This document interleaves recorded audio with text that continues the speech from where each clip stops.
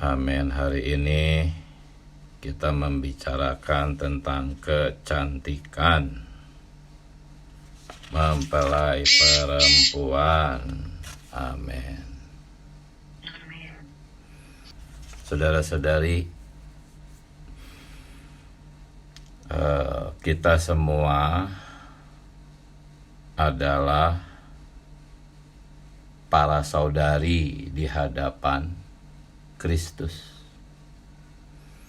Dan sebagai para saudari di hadapan Kristus, sekarang kita sedang dalam satu situasi dan kondisi memiliki dua persona di dalam diri kita, yaitu persona alamiah dan persona batiniah. Manusia alamiah dan manusia batiniah. Kita memiliki dua persona ini di dalam diri kita. Satu persona alamiah sedang berada dalam kemerosotan. Persona batinia sedang berada dalam kebangkitan. Dua-duanya sedang bergerak maju. Hanya bedanya persona alamiah majunya itu makin merosot, menurun ke bawah. Tetapi manusia batinia majunya itu makin menanjak, meninggi. Nah, kalau kita melihat perkara kecantikan kita, para saudari di hadapan Kristus, saudara-saudari, entah itu perempuan, laki-laki, kita harus menuju ke kecantikan sebagai mempelai perempuan. Di dalam kemerosotan, awalnya cantik, muda, tetapi bergerak maju menurun sampai akhirnya menjadi banyak kerut dan cacat. Itulah pergerakan manusia alamiah di dalam kemerosotan. Tetapi sebagai manusia batinia, kita sedang bergerak maju dari kebalikannya, dari cacat dan kerut, terus bergerak maju menuju kecantikan tanpa cacat dan kerut. Jadi kebalikannya, manusia alamiah sedang terus merosot dari muda dan cantik, kuat dan gagah, terus merosot menuju kepada cacat dan kerut sampai akhirnya mati. Sedangkan manusia batinia sedang terus bergerak dari cacat dan kerut menuju kecantikan tanpa cacat dan kerut. Jadi alangkah bodohnya jika kita memperhatikan dan merawat kecantikan manusia alamiah. Berapa mahalnya pun harga skincare kita, tetap manusia alamiah itu sedang bergerak maju menuju kemerosotan dan akhirnya cacat dan kerut.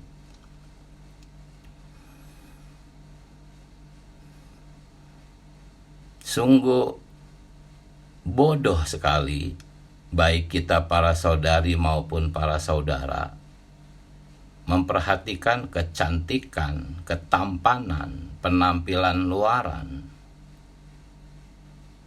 Karena itu semua sedang bergerak merosot ke bawah.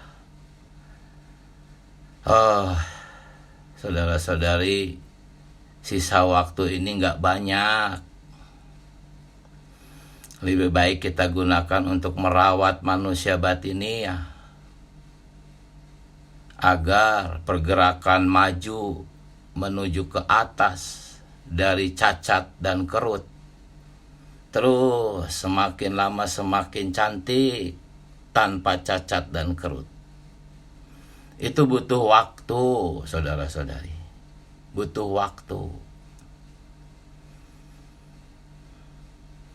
Kita harus berdoa ya, agar Tuhan memberi kita umur yang panjang, agar cacat dan kerut kita di manusia batin ini, ya sebetulnya cacat dan kerut itu adalah berada di dalam jiwa kita.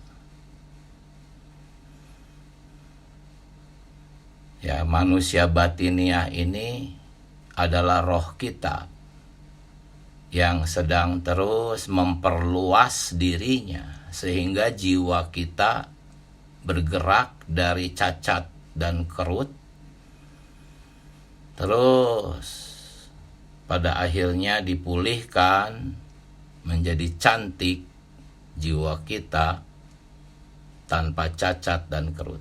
Cuman sungguh sayang sekali banyak kaum beriman yang seperti gadis bodoh itu. Gadis itu bodoh. 5 gadis itu bodoh. Bodoh sekali. Sudah tahu manusia luaran jasmania ini semakin merosot, kok masih memfokuskan diri, membuang waktu untuk mempercantiknya. Para saudara juga banyak yang memperhatikan kesehatannya dengan mencurahkan dirinya, berolahraga, belajar ilmu kesehatan, dan sebagainya untuk menjaga manusia jasmania. Itu sama, itu pun 5 gadis bodoh, walaupun saudara ataupun saudari. Semuanya gadis-gadis di mata Allah. Cuman ada 5 gadis yang bodoh dan ada 5 gadis yang bijaksana. Kalau kita bijaksana terhadap manusia jasmania, fokus kita satu saja, yaitu sehat. Itu saja fokus kita, harus sehat. Cukup, itu fokus kita. Bukan mempercantik diri, tetapi sehat itu cukup. Sisanya waktu kita, tenaga, konsentrasi semua diarahkan kepada pergerakan maju di dalam kebangkitan dari cacat dan kerut di dalam jiwa kita, terus bergerak maju sampai akhirnya menjadi cantik dan tanpa cacat dan kerut. Itu baru bijaksana. Ya, kemudian soal kecantikan itu sendiri, saudara-saudari. Mempelai perempuan itu cantik, tetapi kecantikan itu adalah Kristus. Di alam semesta ini hanya Kristuslah yang cantik di hadapan Allah. Di alam semesta ini Allah hanya mengasihi Kristus. Sebaik-baiknya Anda, tetap Anda adalah daging. Allah hanya mengasihi Kristus.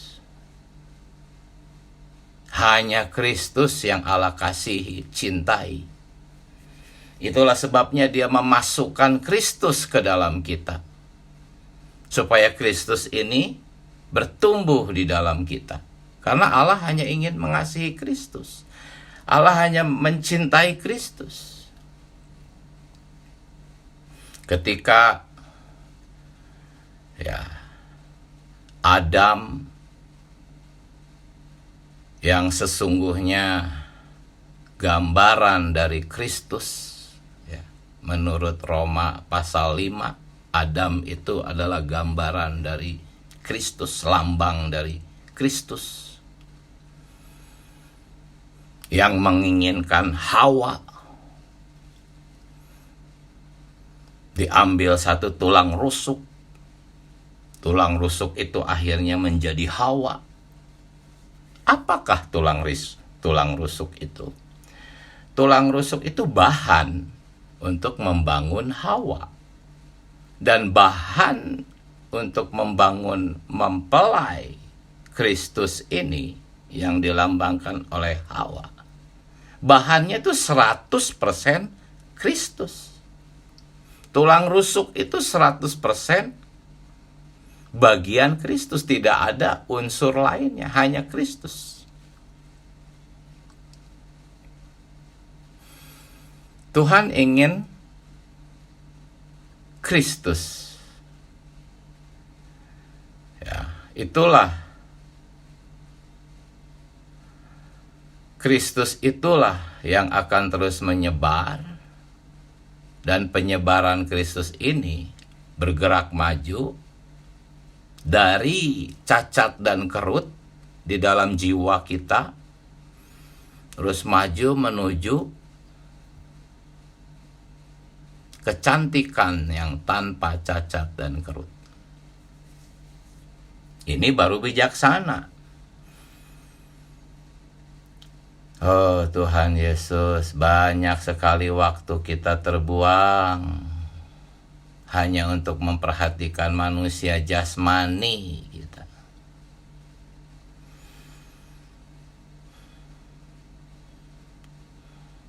Nah, kemudian saya ingin sedikit menyinggung yang besok, karena besok kita tidak ada PP pagi. Saudara-saudari PP pagi masing-masing dengan saudara-saudari lain. Nah, kecantikan ini itu adalah kekuatan. Bukan seperti kecantikan alamiah. Kecantikan alamiah mungkin cantik, tetapi lemah. Sedangkan Kristus yang bertumbuh di dalam kita adalah kecantikan yang kuat. Makanya setelah membicarakan kecantikan di Efesus pasal 5, pasal 6-nya membicarakan kekuatan. Yaitu apa? Menjadi pasukan. Jadi konsep kecantikan dalam ekonomi Allah itu adalah cantik sebagai pasukan. Wah, inilah konsep ekonomi Allah. Tidak ada dalam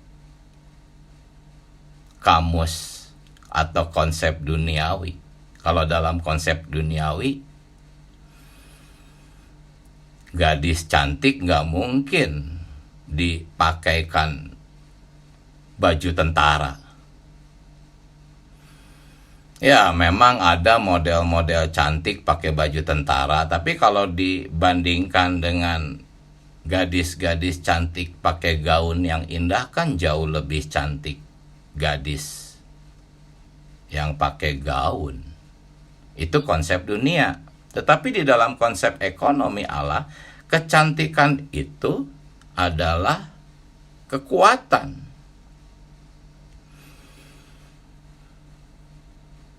Mempelai perempuan yang cantik itu adalah pasukan. Itu satu. Karena setelah nanti kaum beriman diangkat 100%, di tahta pengadilan Kristus di angkasa, itu akan dipisahkan. Mana 5 gadis bodoh dan mana 5 gadis bijaksana yang telah menjadi cantik.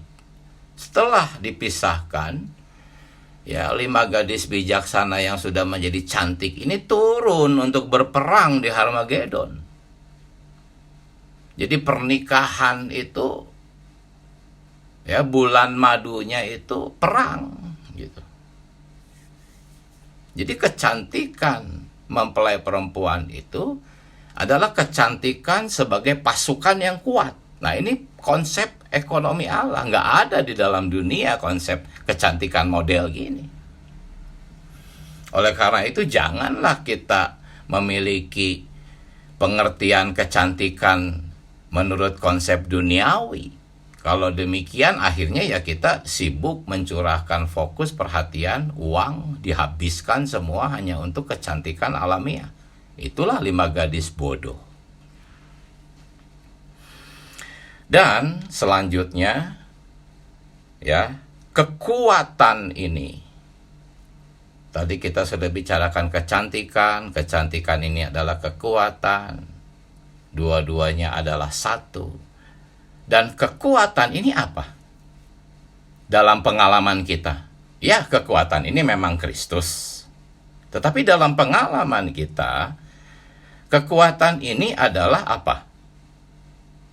Kekuatan ini adalah sukacita kita. Orang yang kuat itu adalah orang yang bersukacita. Kalau kita nangis, merengek, mengeluh, menggerutu, itu nggak kuat namanya, itu orang lemah itu. Tetapi kalau kita tetap bersukacita,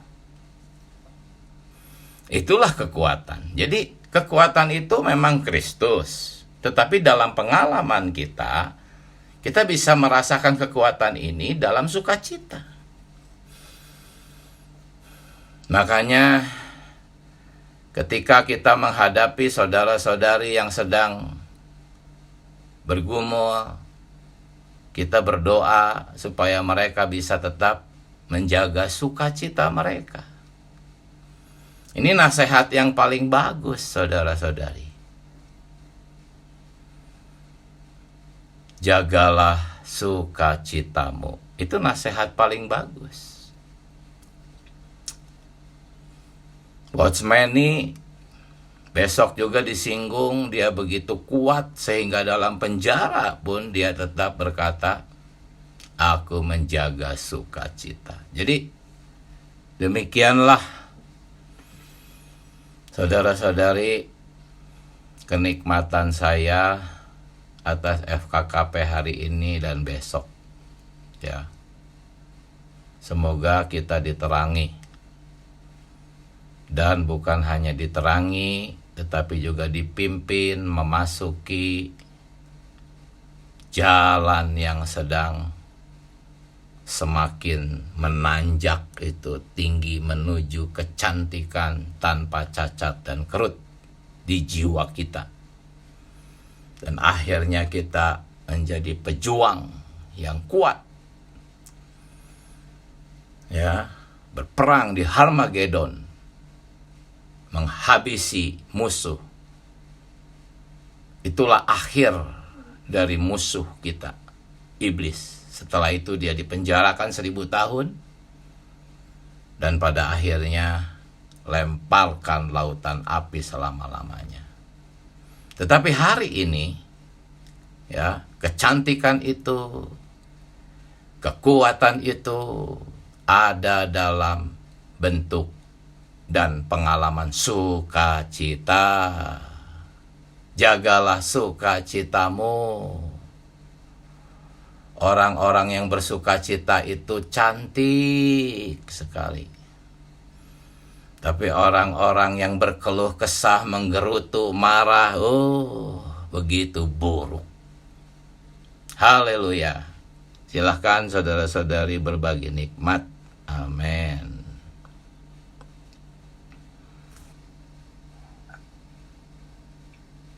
Amin. Tuhan Yesus. Amin. Puji Tuhan. Amin. Puji Tuhan ya. Pagi ini saya kembali diterang berbicara mengenai kecantikan.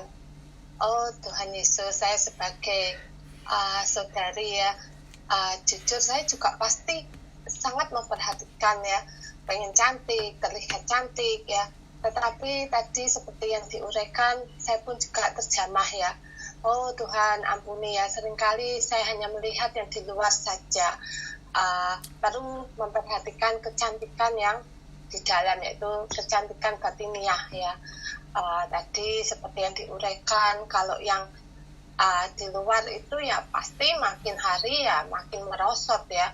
Namanya usia ya pasti nggak bisa dibohongi ya, pasti akan lama-lama yang awalnya cantik ya akan menurun tua ya. Lalu kalau batiniah ini akan dipercantik ya, yaitu diri Kristus itu sendiri menjadi kecantikan kita ya. Nah tadi saya juga terjemah kecantikan itu adalah kekuatan ya, sampai pada akhirnya menjadi pasukan perang. Nah ini sungguh juga menjamah saya ya, menjadi pasukan perang yang hari ini adalah sukacita ya, mengalami sukacita yang dari Tuhan. Yeah. Nah ini pun juga tadi saya sangat terjamah ya, Tuhan ampuni seringkali saya tidak memperhatikan kecantikan yang di dalam. Karena itu saya masih sering kehilangan sukacita ya, ketika masih ada situasi, kondisi yang mungkin membuat saya sedih, galau. Nah ini pun juga saya tadi, oh Tuhan ampuni, saya perlu terus datang padamu, menikmati Engkau, sang kecantikan itu bertambah-tambah di dalamku ya, sehingga mengalami sukacita yang dari Tuhan. Amin, puji Tuhan. Amin. Puji Tuhan. Mari silahkan saudara-saudari, open mic. Amin. Puji Tuhan. Haleluya. Saya juga merasa diterangi ya, banyak perkara ya dalam kehidupan yang saya jalani, banyak yang sia-sia, dan melalui pelajaran hari ini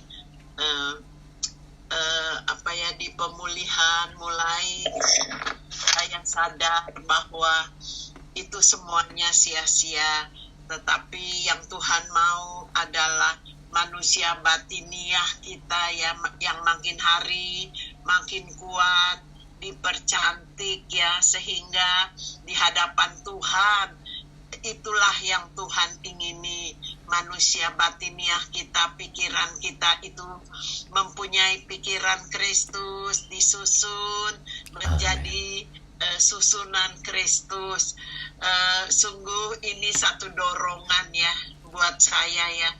Di dalam kehidupan selanjutnya, tujuan kita adalah mempercantik manusia batiniah kita. Amen. Supaya Tuhan yang diekspresikan, Tuhan yang dimuliakan ya, supaya sungguh-sungguh dalam menghadapi apapun ya, jiwa kita sudah diperbaharui, disusun menjadi kuat dan menjadi sukacita, karena kita percaya di dalam kita ada Tuhan yang memberikan kekuatan, memberikan kemenangan. Sungguh pelajaran ini hari demi hari menguatkan ya, mendorong supaya kita membangun manusia batiniah kita. Terima kasih. Amin. Amin. Puji Tuhan. Amin. Amin. Ya, amin. Puji Tuhan. Puji Ya, Tuhan. sebagai mempelai perempuan, saudara-saudari, mempelai perempuan, bahkan mempelai perempuan Kristus, mempelai perempuan Allah, kita memang harus dipersiapkan terlebih dahulu. Amin. Kalau kemarin kita FKKP berbicara tentang kain linan. Tuhan Yesus ya, tentang perbuatan-perbuatan baik sebagai mempelai perempuan Kristus yang siap matang. Kalau hari ini tentang mempercantik, tentang kecantikan. Tuhan Yesus, saya terjemah sekali itu tentang ini, saudara-saudari, bahwa sumbernya, sumber dari perbuatan baik, sumber dari kecantikan itu ternyata adalah Kristus sendiri. Amin. Ya benar, amin. Itu sungguh kembali ke visi puncak ya dari iman kita, yaitu ekonomi Allah itu. Hal Allah di dalam kita, hal Allah yang terus tertambah ke dalam kita, makin besar, meluas, menjenuhi, sehingga menjadi sumber dari dua perkara tadi, kain linen maupun kecantikan. Ini sumbernya harus dari situ. Wah, ini sungguh saya sebagai orang Kristen yang dalam pengembaraan itu akhirnya terhenti gitu, saudara-saudari, di sini terhenti karena visi ekonomi Allah ini gitu. Semua kepercayaan, semua iman pasti mengajarkan tentang perbuatan baik, tentang ya kecantikan, mungkin dengan bahasa mereka masing-masing ya, tentang kecantikan umat gitu ya. Tapi tidak ada yang sumbernya itu yang tidak pernah disinggung gitu, saudara-saudari. Yeah. Bahkan Kekristenan sendiri tidak pernah menyinggung itu gitu. Wah, saya sungguh dalam perhentian ini, di tumpuan keesaan ini, saya sungguh mendapatkan bahwa ada yang lebih tinggi dari sekedar berbuat baik, dari sekedar cantik, kecantikan yang rohani tadi ya, kecantikan yang jiwani itu tadi. Ya itu sumbernya dari mana dulu gitu. Nah, bagi ini di alinea terakhir itu ya dinyatakan tuh ya, saya baca lagi ya. Gereja sedang dipercantik melalui berbagian akan Kristus, melalui mencerna Kristus, dan melalui mengasimilasi Kristus. Wah, itu sungguh menjamah saya sekali ya. Jadi kita jangan sampai terkecoh gitu dengan segala yang sepertinya baik, tapi sebetulnya bukan. Kita nggak pernah memperhidupkan Kristus, kita nggak pernah berkontak, nggak pernah punya kerinduan, keesaan atau hasrat hati gitu ya, itu namanya ya, terhadap Kristus gitu. Kita berdiri sendiri dengan kebaikan kita. Nah, jadi ada sepertinya ada dua ini. Waduh, terus bagaimana? Nah, ini saya ingat lagi nih, dulu di salah satu sesi PP ini ya, saudara Diki pernah bilang sepertinya waktu itu tentang firman yang memisahkan, yang tajam, itu yang lebih tajam dari pedang bermata dua. Nah, salah satunya ada begini nih. Terus kita gimana ini? Bagaimana memisahkan jiwa dan roh gitu ya? Saya waktu itu juga, gimana ya? Saya gitu.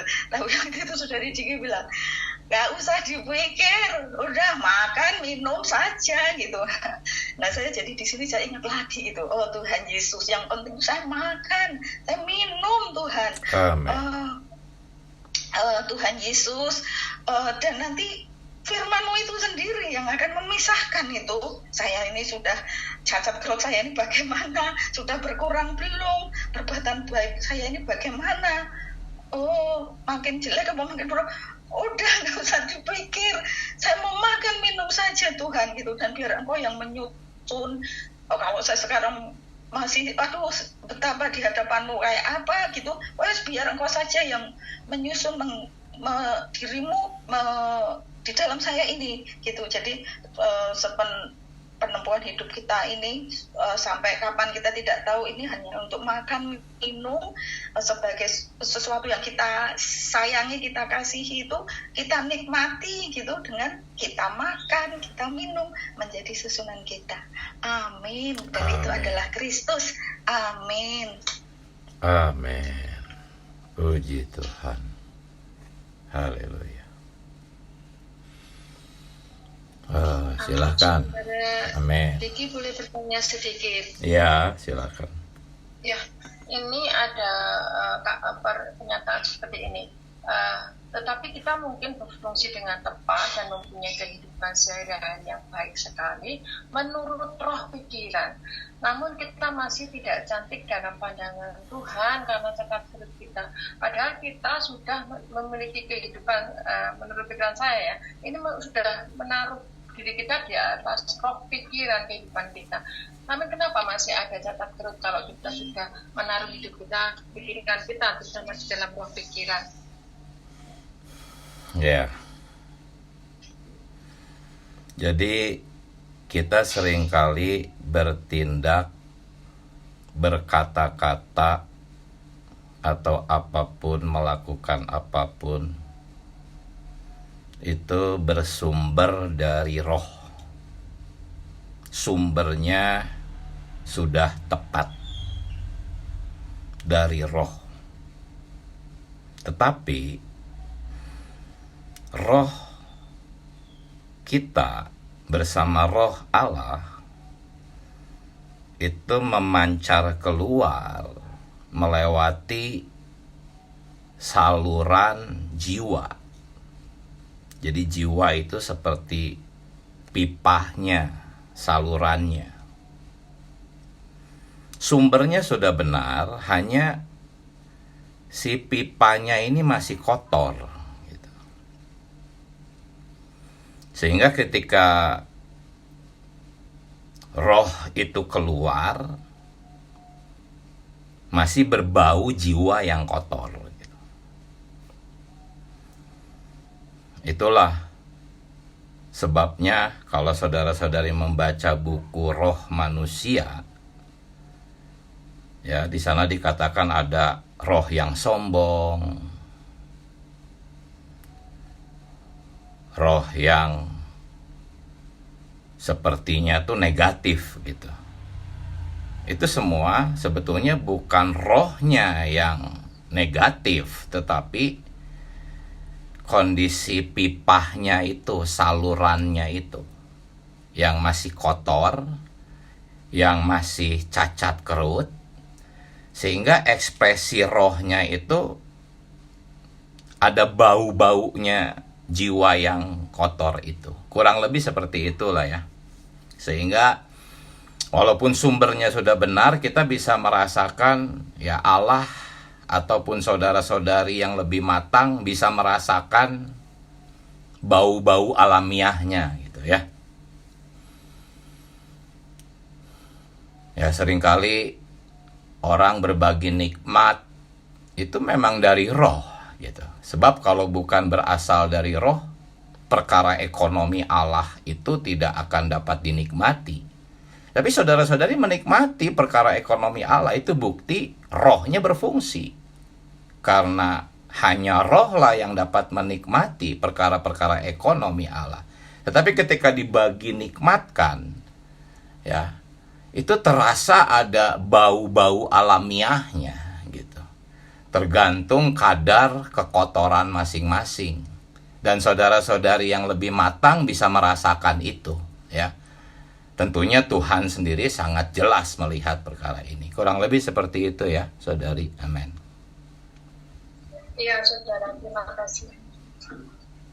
Amin. Silahkan ada satu orang lagi boleh, atau dua orang, masih bisa ada waktu. Amin. Amin, puji Tuhan. Pagi ini saya diterangi mengenai kecantikan mempelai perempuan. Jadi di hadapan Tuhan tadi dikatakan baik kita para saudara maupun saudari di hadapan Kristus adalah saudari. Nah, kita kita memiliki tadi dua persona alamiah. Tadi dikatakan pergerakannya adalah merosot dari yang muda, cantik, kuat, gagah, tapi menuju kepada cacat perut. Sedangkan manusia batinia pergerakannya adalah maju dari cacat perut menuju kecantikan yang tanpa cacat dan perut. Amin. Kita diingatkan jangan kita menjadi bodoh dengan merawat kecantikan alamiah kita. Kita pergunakan waktu yang sangat singkat ini, kita menggunakannya untuk merawat manusia batinia kita. Kita perlu berdoa kalau Tuhan memberikan kita berpanjang agar supaya cacat perut di jiwa kita semakin dikikis dan dipulihkan menjadi cantik. Kita juga diingatkan untuk jangan menjadi seperti 5 gadis yang bodoh yang membuang waktu untuk mempercantik manusia alamiah. Tadi kita diingatkan untuk manusia alamiah kita hanya fokus saja agar supaya kita sehat. Amin. Dengan kita sehat, kita banyak mempergunakan waktu untuk mempercantik manusia batinia kita. Hanya itu saja, supaya kita bergerak maju sampai cantik tanpa cacat dan perut. Kita juga tadi diingatkan bahwa kecantikan itu adalah Kristus. Dan di hadapan Allah, hanya Kristus yang cantik. Dan oleh karena kasih Allah pada kita, oh luar biasa, Allah memasukkan Kristus di dalam kita. Berbaur dengan kita supaya kita ada pertumbuhan. Yeah. Tadi juga saya mendapat terang bahwa kecantikan di sini adalah kekuatan, bukan kecantikan alamiah yang lemah. Tadi dikatakan kecantikan dalam ekonomi Allah adalah cantik sebagai pasukan atau cantik sebagai kekuatan. Nah, kekuatan tadi dikatakan adalah Kristus, tapi dalam pengalaman kekuatan adalah sukacita kita. Orang yang kuat adalah orang yang bersukacita. Biarlah kita senantiasa memelihara sukacita. Tadi ada teladan dari saudara Watchmeni, sekalipun dalam penjara, tetap menjaga sukacitanya. Tadi juga diingatkan, kalau kita bersukacita, kita adalah orang-orang yang cantik, tapi orang yang menggerutu, sungut marah, itu begitu buruk. Oh, puji Tuhan, kita adalah mempelai Kristus. Amin. Amin. Haleluya. Puji Tuhan. Oh Tuhan Yesus. Amin. Amin. Ya, silakan saudara. Amin. Ya. Secara umum sangat kasat mata ya, ketika kita bertumbuh dewasa, siapapun itu, kita melihat bahwa pada dasarnya sebenarnya di dalam batin orang pun ingin tampil cantik dan menarik. Namun keinginan untuk tampil cantik dan menarik ini pada umumnya jatuh ke dalam standar cantik dan menarik daripada dunia ya.